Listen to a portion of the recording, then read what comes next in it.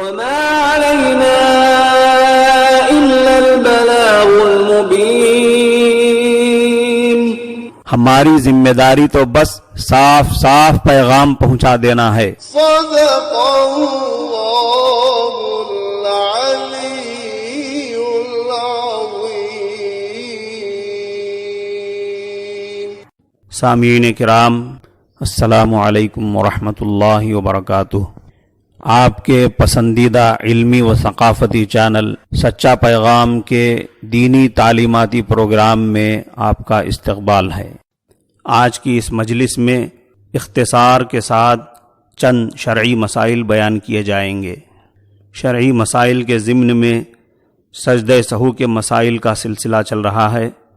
پچھلی مجلس میں سجدہ سہو کے متعلق عرض کیا گیا تھا کہ پہلے نماز کے فرائض و واجبات سمجھنا اور یاد رکھنا ضروری ہے، کیونکہ فرائض و واجبات میں کمی بیشی ہونے سے ہی سجدہ سہو واجب ہوتا ہے.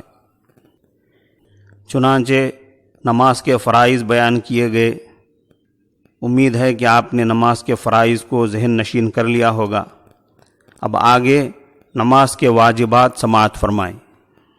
ایک واجب ہے فرض نمازوں کی پہلی 2 رکعتوں میں طے شدہ طور پر قرات کرنا، یعنی سورہ فاتحہ اور کوئی دوسرے سورے کی شکل میں نماز میں جو قرات ضروری ہے وہ فرض نمازوں کی پہلی 2 رکعتوں میں ضروری ہے، تیسری اور چوتھی رکعت میں نہیں. تیسری اور چوتھی رکعت میں قرات یعنی سورہ فاتحہ اور ثانی سورہ سنت ہے، وہ سنتوں کے بیان میں آئے گا. اس وقت اتنا یاد رکھیں کہ فرض نمازوں کی پہلی 2 رکعتوں میں ضروری ہے قرات سورہ فاتحہ اور ثانی سورے کی شکل میں. ایک واجب ہے فرض نمازوں کی تیسری اور چوتھی رکعت کے علاوہ تمام نمازوں کی ہر رکعت میں سورہ فاتحہ پڑھنا. فرض نمازوں کی تیسری اور چوتھی رکعت کے علاوہ، اس کا مطلب ہے فرض نمازوں کی تیسری اور چوتھی رکعت میں تو قرات یعنی سورہ فاتحہ اور ثانی سورہ سنت ہے.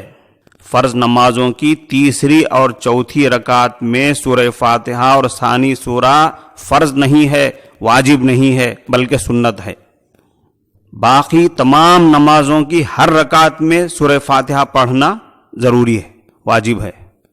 ایک واجب ہے فرض نمازوں کی پہلی 2 رکعتوں میں اور واجب، سنت اور نفل نمازوں کی تمام رکعتوں میں سورہ فاتحہ کے بعد کوئی سورہ پڑھنا.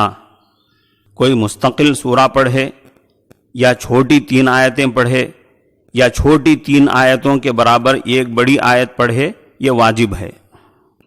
ایک واجب ہے سورہ فاتحہ کو ثانی سورے سے پہلے پڑھنا. ایک واجب ہے قرات، رکوع، سجدہ اور باقی رکعتیں، ان سب کے درمیان ترتیب قائم رکھنا، یہ ایک واجب ہے. مطلب یہ ہے کہ پہلے قرات ہوگی، پھر رکوع، پھر سجدے، پھر باقی رکعتیں. ایسا نہیں کہ کوئی کہے میں پہلے سجدہ کر لوں گا، پھر قرات کروں گا، پھر اگلی رکعت میں جاؤں گا، پھر رکوع کروں گا. ایسا نہیں، پہلے قرات ہوگی، پھر رکوع، پھر سجدے، پھر باقی رکعتیں. اس ترتیب کے ساتھ نماز پڑھنا واجب ہے. ایک واجب ہے قومہ کرنا، یعنی رکوع سے اٹھ کر سیدھا کھڑا ہونا. ایک واجب ہے جلسہ، یعنی دونوں سجدوں کے درمیان اطمینان کے ساتھ بیٹھ جانا، سیدھا بیٹھ جانا. ایسا نہیں کہ پہلا سجدہ کیا، سجدے سے پوری طرح اٹھا نہیں، پھر دوسرے سجدے میں چلا گیا. اس کا مطلب یہ ہے کہ اس نے واجب کو چھوڑ دیا. تو 2 سجدوں کے درمیان سیدھے سیدھے بیٹھ جانا واجب ہے. ایک واجب ہے جسے تعدیل ارکان کہا جاتا ہے، یعنی رکوع سجدے وغیرہ کو پورے اطمینان کے ساتھ اچھی طرح ادا کرنا.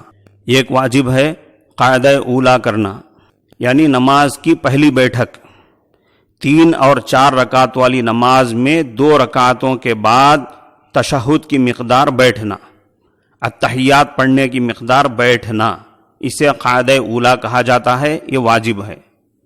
ایک واجب ہے دونوں قعدوں میں تشہد پڑھنا، یعنی 3 یا 4 رکعت والی نمازوں میں جو 2 قعدے ہوتے ہیں، 2 بیٹھکیں ہوتی ہیں، ان دونوں بیٹھکوں میں التحیات پڑھنا یہ واجب ہے۔ ایک واجب ہے امام کے لیے، یعنی امام بن کر نماز پڑھانے والے کے لیے فجر، مغرب، عشاء، جمعہ، عیدین، تراویح اور رمضان کے وطروں میں، رمضان میں پڑھائی جانے والی واجب الوطر میں ان تمام نمازوں میں آواز سے قرات کرنا، اور امام بن کر نماز پڑھانے والے کے لیے ظہر اور عصر کی نمازوں میں قرات آہستہ پڑھنا یہ واجب ہے۔ ایک واجب ہے لفظ سلام کے ساتھ نماز سے علیحدہ ہونا، یعنی نماز سے فارغ ہونے کے لیے السلام علیکم ورحمۃ اللہ کہہ کر نماز سے فارغ ہونا یہ واجب ہے۔ ایک واجب ہے وطر کی نماز میں دعائے قنوت کے لیے تکبیر کہنا، یعنی وطر کی نماز میں تیسری رکعت میں سورہ فاتحہ اور ثانی سورہ کے بعد دعائے قنوت پڑھنے کے لیے اللہ اکبر کہہ کر دعائے قنوت پڑھنا یہ واجب ہے۔ پھر دعائے قنوت پڑھنا یہ الگ واجب ہے۔ ایک واجب ہے دونوں عیدوں کی نماز میں زائد تکبیریں کہنا۔ پہلی رکعت میں تکبیر تحریمہ کے بعد قرات سے پہلے 3 تکبیریں کہی جاتی ہیں، پھر دوسری رکعت میں قرات کے بعد رکوع سے پہلے 3 زائد تکبیریں کہی جاتی ہیں، تو یہ 2 رکعتوں میں کہی جانے والی 6 زائد تکبیریں واجب ہیں۔ اس کے متعلقہ باقی مسائل انشاءاللہ اگلی مجلس میں بیان کیے جائیں گے۔ ایک سوال یہ کیا جاتا ہے کہ عورتوں کے چہرے اور ہاتھوں کے بال نکالنا جائز ہے یا نہیں؟ کتاب الفتاویٰ کے مطابق اس کے جواب کا خلاصہ ہے چہرے اور ہاتھوں پر جو بال نکلتے ہیں ان کو اکھاڑنا درست نہیں۔ حدیث سے اس کی ممانعت معلوم ہوتی ہے، البتہ اگر چہرے پر اتنے زیادہ بال اگ آئیں کہ چہرہ بگڑنے لگے یا عورتوں کا چہرہ مردوں کی طرح نظر آنے لگے تو ایسے بال صاف کرنے کی اجازت ہے، اور فقہائے کرام نے اس کی صراحت فرمائی ہے۔ ایک سوال یہ کیا جاتا ہے کہ مشروم کا کھانا جائز ہے یا نہیں؟ جس کو کسی علاقے میں سانپ کی چھتری کہا جاتا ہے، کسی علاقے میں کتے کی چھتری کہا جاتا ہے، کسی علاقے میں اور کسی نام سے یاد کیا جاتا ہے، جسے عموماً مشروم کہا جاتا ہے، اس کا کھانا جائز ہے یا نہیں؟ کتاب الفتاویٰ کے مطابق اس کے جواب کا خلاصہ یہ ہے کہ زمین سے اگنے والی جتنی چیزیں ہیں، جتنی ترکاریاں اور جتنی سبزیاں ہیں، وہ سب پاک اور حلال ہیں۔ یہ اور بات ہے کہ کسی علاقے میں کسی سبزی کو صرف غیر مسلم کھاتے ہیں، مسلمان نہیں کھاتے ہیں، اور کسی سبزی کو صرف مسلمان کھاتے ہیں، غیر مسلم نہیں کھاتے ہیں۔ یہ علاقوں کی اور مزاجوں کی بات ہو سکتی ہے، مگر کوئی ترکاری مسلم اور غیر مسلم نہیں۔ جو بھی ترکاریاں، جو بھی سبزیاں زمین سے اگتی ہیں، پاک ہیں، حلال ہیں، ان کا کھانا بھی درست ہے، خرید و فروخت بھی جائز ہے۔